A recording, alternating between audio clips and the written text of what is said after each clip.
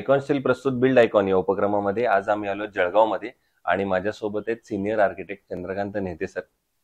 त्यांच्याबद्दल फक्त एकाच वाक्यात सांगायचं म्हणजे 40 वर्षांचा त्यांचा किंवा त्याहीपेक्षा जास्त काळाचा अनुभव त्यांना या क्षेत्रातला आहे. आणि एखादी व्यक्ती जेव्हा 40-42 वर्षे एखाद्या फील्डमध्ये अविरतपणे काम करत असते तेव्हा त्यांच्याकडे सांगण्यासारखे अनेक प्रसंग असतात.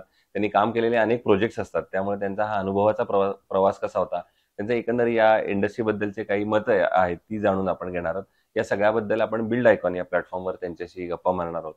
त्यामुळे सर मला थेट गप्पांना थोडं सुरुवात करायची ब्लॅक अँड व्हाईट काळापासून. कारण 1983ला तर तुम्ही या क्षेत्रात कामाला सुरुवात केली आणि त्याच्या आधी तुमचं शैक्षणिक सगळी पार्श्वभूमी कशी होती, म्हणजे शाळा कुठली होती, कॉलेज कुठलं होतं, आणि सगळ्यात महत्वाचं म्हणजे त्या काळी आर्किटेक्ट या क्षेत्राकडे जावं यासाठीचं मोटिवेशन, इन्स्पिरेशन किंवा प्रेरणास्थान कोण होतं ज्याच्यामुळे तुम्हाला असं वाटलं की आपणही या क्षेत्राकडे जावं? कसा होता तो अनुभव? मी इंजिनिअरिंग फील्डला केमिकल इंजिनियर व्हायची इच्छा होती माझी. अच्छा.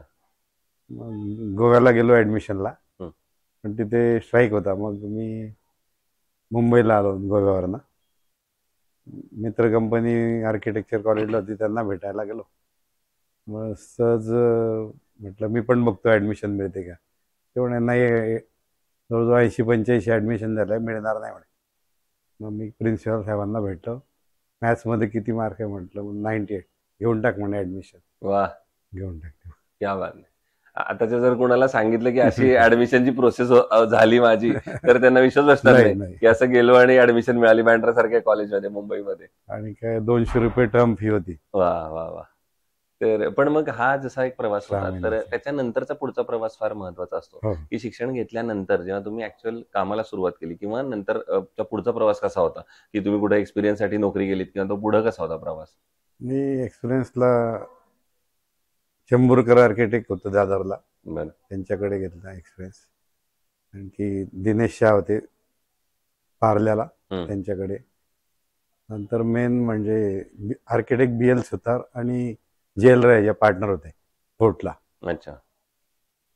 ते आर्किटेक्ट असताना मग त्यांनी बिल्डरशिपमध्ये गेल्यावर BL सुतारांना गिफ्ट करून टाकलं फोर्टचं ऑफिस. हो. तिथे मी चीफ आर्किटेक्ट होतो. क्या बात आहे. फक्त प्लॅनिंग करून द्यायचं आणि बँकेत एक होते आर्किटेक्ट, ते पूर्ण ड्रॉइंग तयार करून आणायचं. बरोबर. पण मग मला इकडे काम मिळालं कॉलेजचं, मी इकडे निघून आलो जळगाव. बरोबर. आणि मग नंतर जळगावचा प्रवास. सुतार आर्किटेक्टचे काम लिंकिंग रोड पासून कांदिवली पर्यंत त्यांचे मोठमोठे प्रोजेक्ट लोणावळ्याला ते गेलेले तेव्हा. पण मग तुम्हाला त्यानंतर गॅप जाणवला नाही का? मोठा मुंबईत एवढे मोठे मोठे प्रोजेक्ट केले आणि एकदम जळगाव मध्ये असे प्रोजेक्ट, तर मग तो कसा होता मानसिक धक्का थोडक्यात? नाही तसं काही. मग इथे पण फ्लॅट सिस्टीमचे प्लॅन केले काही, भुसावळला वगैरे. जळगावला नव्हते अजून, भुसावळला केले ते. बर. मग आता या क्षेत्रातल्या काही प्रश्नांकडे येऊया. त्यातला पहिला महत्वाचा प्रश्न आहे, आता तुम्ही इतके वर्ष फील्ड बघताय, 40-42 वर्ष मुंबईसारख्या ठिकाणी पण काम केले, जळगावला पण आता काम करताय. या सगळ्यामध्ये तंत्रज्ञान बदललं, क्षेत्र बदललं, लोकांच्या आवडनिवडी बदलल्या, पण एक याच्यातला फॅक्टर कॉमन राहिला, तो म्हणजे कामगार किंवा त्यातला अकुशल कामगार आपण त्याला स्पेसिफिकली म्हणून, जे पूर्वी पण होते आणि आता पण. तर अशा अकुशल कामगारांबरोबर काम करणं हे कितपत धोकादायक आहे असं तुम्हाला वाटतं, आणि तुम्ही कशी ती इतक्या वर्ष परिस्थिती हाताळली? मी जनरली प्लॅनिंगचं करायचो आणि बरोबर RCC किंवा इंजिनियर राहायचे, ते साईडचं काम बघायचे. बरोबर. त्यामुळे असा कधी प्रत्यक्ष संबंध मी काही त्याच्यात करायचं. बरोबर. मग प्लॅनिंग या स्टेजमध्ये मला विचारायचं की प्लॅन हा सगळ्यात महत्वाचा आत्मा असतो त्या पूर्ण कन्स्ट्रक्शनचा. तर प्लॅन या स्टेजचं तुमच्या दृष्टीने काय महत्व आहे, तुम्ही काय सांगाल? हेल्थ, सेफ्टी, कन्व्हिनियंट बेस म्हणजे. अच्छा. पण कन्स्ट्रक्शन मध्ये समजा जर प्लॅन आपण करतो, रचना आराखडा आपण त्याला म्हणतो, तर त्याचं महत्व काय आहे, त्याच्यावर कसं काम केलं पाहिजे असं तुम्हाला वाटतं? काय त्यातले महत्वाचे पॉइंट्स बघितले पाहिजेत प्लॅन या स्टेज मधले, बिंग आर्किटेक्ट म्हणजे, की त्यातले कुठल्या कुठल्या बाबी महत्वाच्या आहेत की ज्या कायम लक्षात? कारण नंतर मग त्या प्लॅन मध्ये चेंजेस होतात.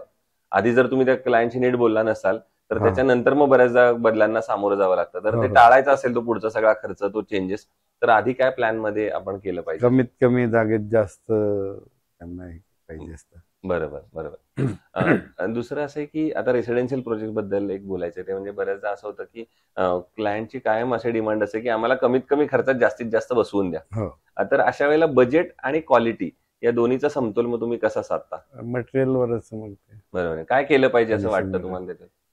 फिनिशिंग आणि तुम्हाला जरा त्यातल्या त्यात हे करू शकतो आपण. बरं. दुसरं असं एक आणखीन एक महत्त्वाचा प्रश्न विचारायचा आहे, ते म्हणजे तुम्ही जसं हे फील्ड इतके वर्ष बघताय, जळगावचा पण तुम्ही एक विकास बघताय, एवढ्या वर्षात झालेला बदल बघताय. हो हो त्या अनुषंगानं हा प्रश्न आहे. ते म्हणजे जळगावच्या विकासाचं व्हिजन असं जर एक विचारलं तर तुमच्या डोळ्यासमोर कुठले मुद्दे येतात आर्किटेक्ट म्हणून, की तुम्हाला वाटतं की पुढच्या येणाऱ्या 15-20 वर्षात या क्षेत्रावर किंवा या मुद्द्यांवर आता काम केलं गेलं पाहिजे, जर आपल्याला जळगावचा सर्वांगीण विकास साधायचा असेल तर? मेनली इंडस्ट्रीज यायला पाहिजे. बरं. पण इंडस्ट्री आल्या पाहिजे तर त्याचा सर्वांगीण विकास होईल. कारण इंडस्ट्री आली की रोजगार आला, हो इंडस्ट्री आले की रस्ते आले, इंडस्ट्री आले की सगळेच त्याच्याशी फॅक्टर रिलेटेड आले. पण अशा वेळेला मग शासनानं काय पावलं उचलली पाहिजेत असं वाटतं? डेव्हलपमेंट व्यवस्थित प्रॉपर डेव्हलपमेंट करायला पाहिजे आणि त्यांना फॅसिलिटी काही कन्सेशन द्यायला पाहिजे टॅक्सेशन. ठीक आहे. दुसरं तुम्ही आता एक सगळ्यात महत्वाचा अवघड प्रश्न विचारायचा, तो म्हणजे इतक्या शेकडो प्रोजेक्ट केल्यानंतर जर एकच प्रोजेक्ट निवडायची वेळ आली, जो तुमचा आयकॉनिक प्रोजेक्ट असेल, जो तुमच्या फार हृदयाच्या जवळ आहे असं म्हणू आपण, तर तो प्रोजेक्ट कुठला आहे आणि त्याबद्दल काय आठवण सांगाल? वहिनीचं केलंय रिंग रोडला. बरं. तर काय प्रोजेक्ट होता, काय सांगू शकाल? खाली कमर्शियल आहे, बँक आहे आणि वरती रेसिडेन्स. ओके. आणि काय वैशिष्ट्य काय आहे त्या प्रोजेक्टमध्ये असं तुम्हाला वाटतं की जो तुमच्या फार हृदयाच्या जवळ आहे त्यामुळे हा प्रोजेक्ट कायम? इन्कमच्या दृष्टीने ते अच्छा, तो चांगला होता हो. म्हणून तो तुम्हाला जास्त जवळ वाटतो. आणि अशा एखाद्या प्रोजेक्टची आठवण आहे का की जो करताना खूप अडचणी आल्या, आव्हानं आली आणि त्या आव्हानावर तुम्ही कशी मात केलीत, असा एखादा प्रसंग काही सांगू शकाल का? असं काय बऱ्याचदा असं होतं की कधी आपण बेसमेंटसाठी पाया खणत असतो तेव्हा हो. कधी मातीत काही हे प्रॉब्लेम होतो किंवा असं काही, किंवा कधी कामगारांचा, कधी तंत्रज्ञानाची अडचण आली, अशा कुठली एखादी आठवण आठवते का एवढ्या वर्षातली? नाही तसं काय. किंवा कुठली नैसर्गिक आपत्ती अचानक आली नाही हा असं? पण तसं मग हं. फाउंडेशन करताना ते पावसाचं पाण्यामुळे सर्व बुजलं गेलं होतं ते परत. अच्छा. मग पुन्हा ते सगळं पाणी काढून हो. तुम्हाला क्लिअर करावं लागलं. बरोबर.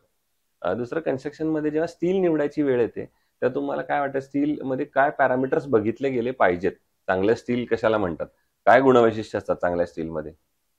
तुमची आयकॉन स्टील तर नाही, एक जनरल कुठलंही हा. स्टील जर निवडायचं असेल, एखादा समजा मी एक बंगला बांधतो इंडिव्हिज्युअल हा. आणि मला त्यातलं काहीच कळत नाही कारण मी लेमॅन असेल, तर अशा वेळेला तुम्ही काय सजेस्ट कराल? त्या माणसानं काय बघितलं पाहिजे? चांगलं स्टील कुठलं आणि वाईट स्टील कुठलं, असं स्टील घ्यायचं कुठलं बाजारात जाताना? Rusting problem. बरं. तर ते महत्वाचं आहे, रस्टिंग त्यातला एक फॅक्टर. आयकॉन स्टील तुम्ही यापूर्वी कुठल्या प्रोजेक्टवर वापरलंय? मी बघत नाही एवढं जास्त तुम्ही बघतच नाही. ओके.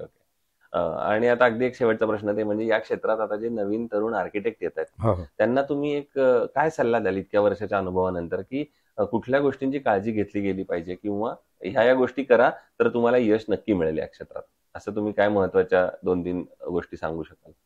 प्लॅनिंगच व्यवस्थित करायला पाहिजे बेस्ट स्टार्टिंगलाच. बरोबर. अच्छा. त्यामुळे हा प्लॅनिंगचा पार्ट सगळ्यात महत्वाचा आहे.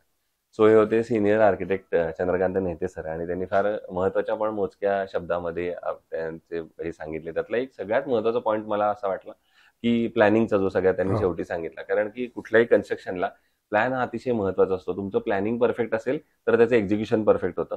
प्लॅन परफेक्ट असेल तर तुमची येणारी जी कॉस्ट आहे ती सुद्धा तुम्ही ती लिमिटेड ठेवू शकता आणि चांगल्या रिसोर्सेसमध्ये चांगला प्रोजेक्ट तुम्ही कम्प्लीट करू शकता. पुन्हा एकदा सर तुमचे मनापासून आभार की तुम्ही आलात, आणि भविष्यात सुद्धा असेच उत्तमोत्तम आयकॉनिक प्रोजेक्टची निर्मिती व्हावी, तुमच्यासारख्यांकडून येणाऱ्या तरुणांना गायडन्स मिळावा, याच आयकॉन स्टील तर्फे आपल्याला मनपूर्वक शुभेच्छा. थँक्स. धन्यवाद.